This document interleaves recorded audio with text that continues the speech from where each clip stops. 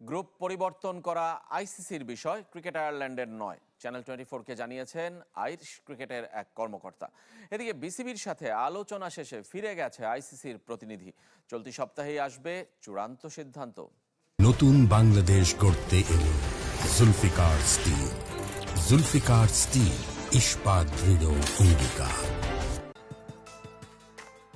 ভারত না লঙ্কা, শেষ পর্যন্ত টাইগারদের গন্তব্য কোথায়? নাকি বিশ্বকাপ বয়কট? সব প্রশ্নের উত্তর মিলবে চলতি সপ্তাহে। বিসিবিকে রাজি করাতে ঢাকায় এসেছিলেন আইসিসির প্রতিনিধি। তবে বোর্ডের অবস্থান যে অপরিবর্তিত তা আরও একবার নিশ্চিত হয়েছে সংস্থাটি।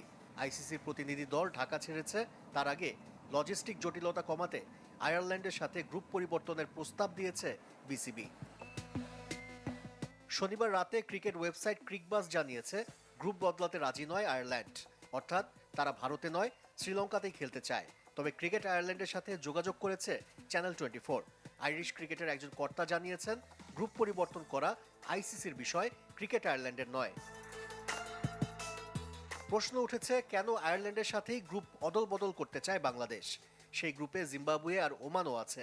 তবে বিসিবির এক কর্তা জানিয়েছে বাংলাদেশ সি গ্রুপের 3 নম্বর দল হওয়ায় বি গ্রুপের 3 নম্বর দলের সাথেই পরিবর্তনের প্রস্তাব দিয়েছে। সিদ্ধান্তের অপেক্ষায় বাংলাদেশের ক্রিকেট সূত্র বলছে যে কোনোভাবেই টাইগারদের নিয়েই বিশ্বকাপ আয়োজন করতে চায় আইসিসি। আশিক রুদ্র, চ্যানেল 24।